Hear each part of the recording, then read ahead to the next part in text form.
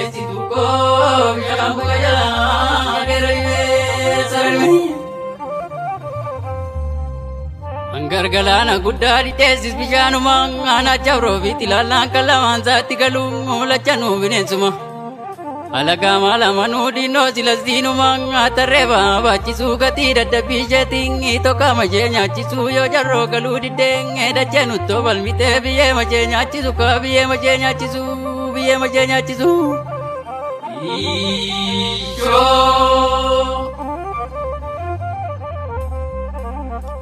Bararbuun dombii ture waddeessisaatiin hidhaa keenya waansaa wallaallee kana lagaa maal goonaa taadhootumaa dhoomiidhaan lammiisaa miidha.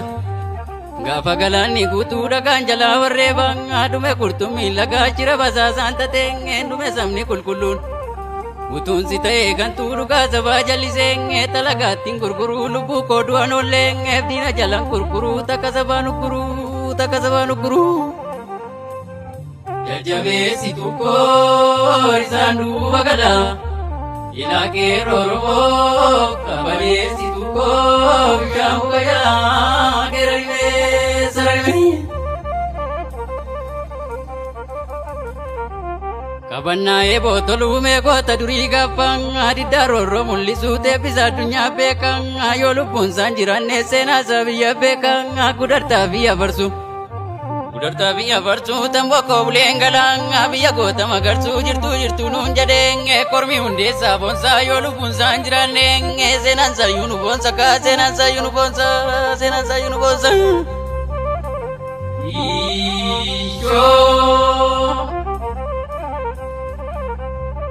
Akka furdina qaamaa mootiin bineensaa marbaa takka keenya falmannee mirga eenyuun nu sarbaa komonyoo muka badda. Komonyoo muka baddaa tarbuu muka baraa naman taane namanii komoo koodumaa baddaa tukkee gabaa moriiti. Tukkee gabaa moriiti keenaa fi bangar gidduu jajjabaadhaan yadaboo tolee bubbulaa malee tibumaa marguuf jirtu. Luwwan dirreettan yaasaa chaanjoo saroon obaasaa tinni jabana kanaa nafta nyaakuftee kaasaa toromoosa qulqulluu barcumarraa marchaasaa marroon gaafachii dhufee sanyiin gaafachii dhufee mooyin gaafachii dhufee sumaan butee gabbaasa kaa wabokkoosi albaasaa.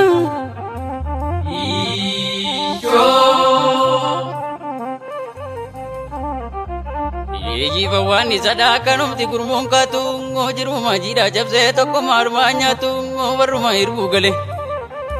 hirbuu galee xinjifannoodhaaf kaatu kayyoon galma keessanii tannuura Oromiyaa shaggar keessaa taatu tadhiyaa qorrii kutee kan kaloodee dubardaa falminees bariin dhufa qabsoon keenyatti bufa.